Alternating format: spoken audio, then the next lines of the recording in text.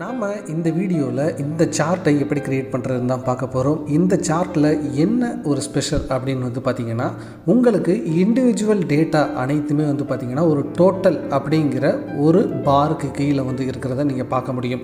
இப்போ பாருங்கள், இந்த ஃபஸ்ட்டு இதில் என்ன இருக்குது அப்படின்னு பார்த்திங்கன்னா, டோட்டல் பேக்ரவுண்டாக இருக்குது. அதில் தமிழ்நாட்டில் எவ்வளவு சேல்ஸ் நடந்திருக்கு, கேரளாவில் எவ்வளவு சேல்ஸ் நடந்திருக்கு அப்படிங்கிறத இப்போ நீங்கள் பார்த்துட்ருக்கீங்க. நார்மலாகவே நீங்கள் ஒரு பார் சார்ட் பயன்படுத்துகிறீங்க அப்படின்னா 3 ரோஸ் வர்றதை தான் நீங்கள் பார்த்துருப்பீங்க. பட் இதில் அந்த டோட்டல் இல்லைன்னா சம்மை பார்த்திங்கன்னா பேக்ரவுண்டாக எப்படி கொண்டு வர்றது அப்படிங்கிறத தான் இந்த வீடியோவில் நான் உங்களுக்கு சொல்லித்தர போகிறேன். ஸோ எக்ஸல் டுட்டோரியலை அப்ளிகேஷன் ஓரியன்டாக நான் தொடர்ச்சியாக சொல்லிக்கிட்டு இருக்கேன். ஸோ ஒவ்வொரு வீடியோவையும் நீங்கள் தவறாமல் பார்க்குறதுக்கு நம்ம சேனலை சப்ஸ்கிரைப் பண்ணி இணைந்தீர்கள். அதே மாதிரி நம்ம எக்ஸல் குறித்து முன்னாடி போட்ட வீடியோஸை நீங்கள் பார்க்கணும் அப்படின்னா டிஸ்கிரிப்ஷனில் பிளேலிஸ்ட் இருக்குது எக்ஸலுக்காகவே. அதில் பேசிக் ஃபார்முலாவிலேருந்து ஒரு அட்வான்ஸ்டு ஃபார்முலா வரைக்கும் ஒவ்வொரு விஷயத்தையுமே எக்ஸ்பிளைன் பண்ணி போட்டுக்கிட்டு இருக்கேன். ஸோ அதையும் கிளிக் பண்ணி வாட்ச் பண்ணுங்கள். சரி வாங்க நண்பர்களே, இப்படி ஒரு சார்ட் எப்படி கிரியேட் பண்ணுறது அப்படிங்கிறத நான் இப்போ உங்களுக்கு ஒரு டெமோவை காட்டுறேன். ஸோ இப்போ நான் என்ன பண்ணுறேன் அப்படின்னா, இது ஒரு ஷீட் இருக்கட்டும். இப்போ இதை டூப்ளிகேட் பண்ணிக்கிறேன். ஏன்னா டேட்டா நமக்கு வேணும்ல. ஸோ அதுக்காக தான் நான் இப்போ டூப்ளிகேட் பண்ணிக்கிறேன். ஸோ இது பார்த்திங்கன்னா இப்போது இதில் இருக்கக்கூடிய கிராஃபை நம்ம டெலிட் பண்ணுறோம். அதுக்கு முன்னாடி இது வேறு அப்ளிகேஷனுக்கு எப்படி பயன்படுத்தலாம் அப்படின்னு பார்த்திங்கன்னா, இப்போ ஒரு ஸ்டூடெண்ட் பாருங்கள் 5 சப்ஜெக்டில் மார்க் வாங்கியிருப்பார். அவரோட டோட்டல் அதில் எவ்வளவு மார்க் ஒவ்வொரு சப்ஜெக்ட்லேயும் வாங்கியிருக்காரு அப்படிங்கிறத நீங்கள் கம்பேர் பண்ணலாம். அதே மாதிரி உங்கள் கம்பெனியில் இருக்கக்கூடிய ஒரு ப்ராடக்ட், இப்போ ஃபார் எக்ஸாம்பிள் இப்போ பிசி இருக்குது அப்படின்னா, அதை ஒரு 4 பேர் சேல்ஸ் ரெப்ரசன்டேட்டிவ் இருக்காங்க அப்படின்னா டோட்டலாக எத்தனை பிசி சேல்ஸ் ஆச்சு, ஒவ்வொருத்தவங்களும் அதில் எவ்வளவு கான்ட்ரிபியூட் பண்ணியிருக்காங்க அப்படிங்கிறத தெரிஞ்சுக்கிறதுக்கு இந்த மாதிரி ஸ்னாரியோவில் நீங்கள் இந்த கிராஃபை பயன்படுத்தலாம். ஸோ பாருங்கள், இப்போ நம்ம இந்த கிராஃபை டெலீட் பண்ணுறோம். ஸோ டெலீட் பண்ணிவிட்டு இதை எப்படி க்ரியேட் பண்ணுறது அப்படிங்கிறத பார்க்கலாம். ஸோ ஃபஸ்ட்டு நீங்கள் என்ன பண்ணணும் அப்படின்னா, இந்த மாதிரி ஒரு கிராஃப் க்ரியேட் பண்ணுறதுக்கு நீங்கள் என்ன பண்ணுங்கள், ஸ்டார்டிங்லேயே ஒரு பேஸ் லைன் அப்படின்னு சொல்லிட்டு ஒரு காலம் ஆட் பண்ணுங்கள். இப்போ நார்மலாக இதில் இது இருக்காது. ஸோ நம்ம பார்த்திங்கன்னா நார்மலாக இந்த டேபிள் உங்களுக்கு இப்படி தான் இருக்கும். இப்போ for example month Tamil Nadu Kerala டோட்டலில் பார்த்திங்கன்னா இது ப்ளஸ் இது சம் பண்ணியிருக்கோம். ஸோ எப்போவுமே ஒரு டேபிளில் கடைசியாக பார்த்திங்கன்னா பேஸ் லைன் அப்படிங்கிறத இன்க்ளூட் பண்ணுங்கள். இது எதுக்கு அப்படிங்கிறது உங்களுக்கு கடைசியாக புரியும்.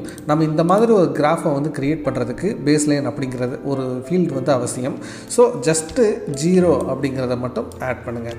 ஆட் பண்ணிவிட்டு என்ன பண்ணுங்கள் அப்படின்னா, தென் இந்த டேபிளை செலக்ட் பண்ணிவிட்டு ஜஸ்ட்டு இன்சர்ட்டுக்கு போங்க. இன்சர்ட்டுக்கு போயிட்டு உங்களுக்கு கிராஃப் இருக்கும்ல, சார்ட்டுக்கு கீழே பார்த்திங்கன்னா இந்த மாதிரி இருக்கும். இதில் அந்த கிளஸ்டர்டு காலம்னு சொல்லிட்டு ஃபஸ்ட்டு இருக்குது பார்த்திங்களா, அதை செலக்ட் பண்ணுங்கள். நீங்கள் நார்மலாக எப்போவுமே ஒரு டேபிள் செலக்ட் பண்ணுறீங்க அப்படின்னா, அதாவது இந்த மாதிரி 3 வேல்யூஸ் வச்சு செலக்ட் பண்ணுறீங்க அப்படின்னா உங்களுக்கு இந்த மாதிரி தான் காட்டும். இப்போ தமிழ்நாடு பாருங்கள் இந்த கலரில் இருக்குது. தென் கேரளா ஆரஞ்சு கலரில் இருக்குது. அடுத்து கிரே கலரில் பார்த்திங்கன்னா உங்களுக்கு டோட்டல் இருக்குது. இப்போ நம்ம இந்த டோட்டல் அப்படிங்கிறது பார்த்திங்கன்னா பேக்கில் கொண்டு போக போகிறோம். பேக்ரவுண்டாக இப்போ இதில் பார்த்திங்கன்னா தெரியுதில்ல, அந்த பேக்ரவுண்டுக்கு கொண்டு போக போகிறோம். ஸோ அதை தான் இப்போ எப்படி பண்ணுறோம் அப்படிங்கிறத இப்போ பார்க்கலாம். ஸோ இப்போ இதை பண்ணதுக்கு அப்புறமா நீங்கள் என்ன பண்ணணும் அப்படின்னா, ஜஸ்ட்டு இந்த டோட்டல் இருக்குது பார்த்தீங்களா, டோட்டலை கிளிக் பண்ணிவிட்டு ரைட் கிளிக் பண்ணுங்கள். ரைட் கிளிக் பண்ணினீங்க அப்படின்னா உங்களுக்கு சேஞ்ச் சீரீஸ் சார்ட் டைப் அப்படின்னு சொல்லிட்டு ஒரு ஆப்ஷன் இருக்கும். இதை கிளிக் பண்ணுங்கள்.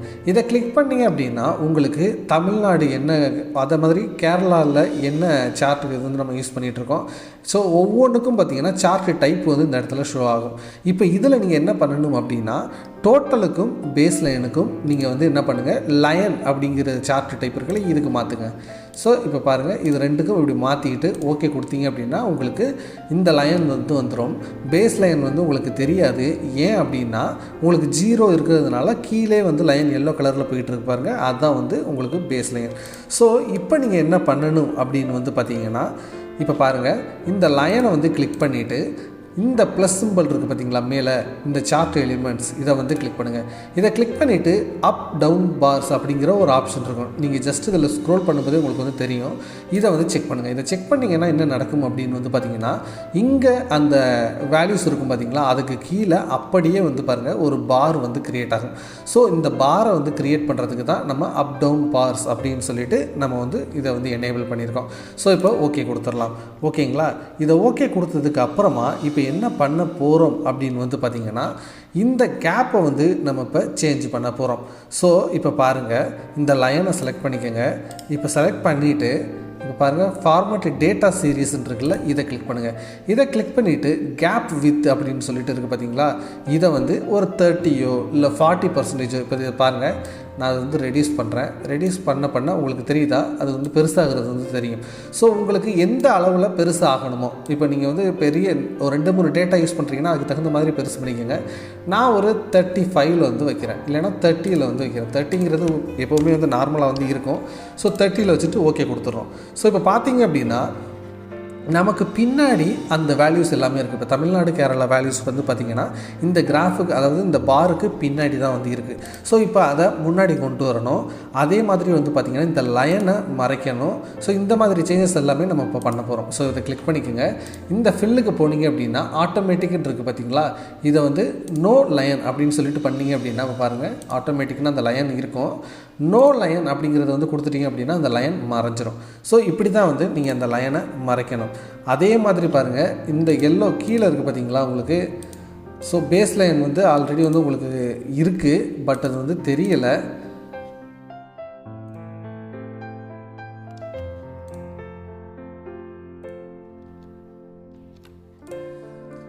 ஸோ வந்து உங்களுக்கு இப்போ பேக்கில் வந்து இருந்தது, இப்போ வந்து தெரியாமல் வந்து இருக்கு இல்லையா. இப்போ அதுக்கடுத்து என்ன பண்ண போகிறோம் அப்படின்னு வந்து பார்த்திங்கன்னா, இப்போ இதுக்கு ஒரு டிரான்ஸ்பரண்ட் எஃபெக்ட் வந்து நம்ம கொடுக்க போகிறோம்.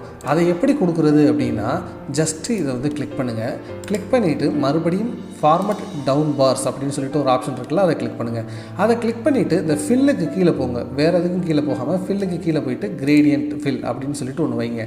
நார்மலாக நீங்கள் இந்த மாதிரி கிரேடியன்ட் ஃபில்லுன்னு வைக்கும்போது ஆட்டோமேட்டிக்காக வந்து உங்களுக்கு இந்த மாதிரி ஃபார்மேட்டில் வந்து வரும்.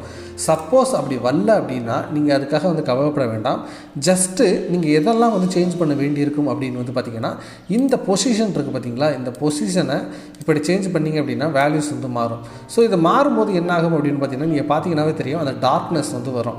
ஸோ உங்களுக்கு டார்க்னஸ் வந்து எப்போ, அதாவது எல்லா வேல்யூஸும் வந்து தெரிகிற மாதிரி அந்த டார்க்னஸை வந்து கொண்டு போய்க்குங்க. ஸோ அந்த மாதிரி மாறுறதுக்கு தான் வந்து இந்த மாதிரி வச்சுருப்பாங்க. ஸோ அதற்கடுத்து வந்து பார்த்திங்கன்னா டிரான்ஸ்பரன்சி. ஸோ இது வந்து பார்த்திங்கன்னா உங்களுக்கு 0ல் இருந்துச்சு. இப்போ பாருங்கள்.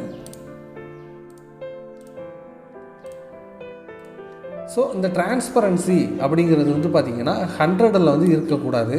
ஸோ கொஞ்சம் உங்களுக்கு எப்படி வந்து கரெக்டாக இருக்கோ அப்படிங்கிற மாதிரி வச்சுக்கோங்க. இல்லைனா 100 கூட வச்சுக்கோங்க, உங்களுக்கு நல்லா தெரியணும் அப்படின்னா.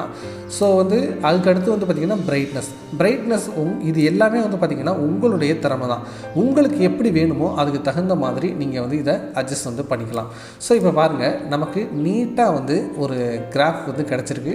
பேக்ரவுண்டில் டோட்டல் வந்து கொண்டு வந்திருக்கோம். பட் இன்னும் வந்து நமக்கு ஒரு சில ஃபார்மேட்டிங் சேஞ்சஸ் வந்து இருக்குது. இப்போ பேஸ் லைனை வந்து நம்ம நோ லைன் கொடுக்குறோம், அதுவும் வந்து மறைஞ்சிருச்சு. தென் வந்து பார்த்திங்கன்னா இங்கே லைன் இருக்குது பார்த்திங்களா, இந்த இப்படி ஹரிசாண்டலாக லைன் இருக்குல்ல, அந்த லைனை வந்து இப்போ வந்து நம்ம மாற்ற போகிறோம். ஸோ இப்போ பாருங்கள், ஃபார்மட் கிரிட் லைன்ஸ் அப்படின்னு சொல்லிட்டு ஒரு ஆப்ஷன் இருக்குல்ல, இதை வந்து கிளிக் பண்ணுங்கள். இதை கிளிக் பண்ணிவிட்டு நோ லைன் அப்படிங்கிறத கொடுத்தீங்க அப்படின்னா அது மறைஞ்சிரும்.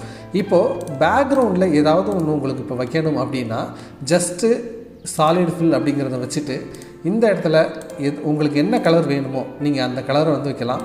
டிரான்ஸ்பரன்சி உங்கள் இஷ்டத்துக்கு வந்து நீங்கள் மாற்றிக்கலாம். இது எல்லாமே வந்து பார்த்திங்கன்னா உங்களுக்கு நீங்கள் வந்து செஞ்சுக்கிறது தான். ஸோ ஓகேங்களா, இது உங்களை பொறுத்தது தான் இந்த டிசைன் எல்லாமே. ஸோ இப்போ பாருங்கள், மேக்ஸிமம் எல்லாமே வந்து நம்ம வந்து வச்சுட்டோம். உங்களுக்கு லேபிள்ஸ் வந்து வரணும் அப்படின்னா ஜஸ்ட்டு அந்த வேல்யூஸை வந்து செலக்ட் பண்ணிவிட்டு ஜஸ்ட்டு லேபிள்ஸ் அந்த இதை வந்து ஃபார்மேட் பண்ணி எனேபிள் பண்ணிவிடுங்க. ஸோ எனேபிள் பண்ணிட்டீங்க அப்படின்னா உங்களுக்கு அந்த வேல்யூவும் வந்து காட்ட ஆரம்பிச்சிடும். ஓகேங்களா, ஸோ இப்படி தான் வந்து பார்த்திங்கன்னா ஒரு பேக்ரவுண்டில் டோட்டலில் வச்சுட்டு உள்ளுக்குள்ளே அந்த கிராஃபை வந்து காட்டுற மாதிரியான ஒரு சார்ட்டை இப்படி தான் வந்து பில்ட் பண்ணணும். கண்டிப்பாக இந்த வீடியோ உங்களுக்கு ஹெல்ப்ஃபுல்லாக இருந்திருக்கும் அப்படின்னு நான் வந்து நம்புகிறேன். ஸோ இதை நீங்கள் செஞ்சு பாருங்கள். நீங்கள் செய்யும்போது உங்களுக்கு டவுட்ஸ் வந்து வர்றதுக்கு நிறைய வாய்ப்பு இருக்குது. ஸோ அதை வந்து டவுட்ஸ் வந்துச்சு அப்படின்னா மறக்காமல் கமெண்ட் செக்ஷனில் போடுங்க. இந்த வீடியோ உங்களுக்கு உண்மையாலுமே ஹெல்ப்ஃபுல்லாக இருந்துச்சு அப்படின்னா கண்டிப்பாக ஒரு லைக் போடுங்க. அதே மாதிரி இதை நம்ம சேனலில் தொடர்ச்சியாக எக்ஸல் குறித்தும் பவர் பாயிண்ட் குறித்தும் இணையதளம் எப்படி கிரியேட் பண்ணுறது என்பது குறித்தும் நிறைய விஷயங்களை வந்து நம்ம தொடர்ச்சியாக வந்து பேசிகிட்டு இருக்கோம்.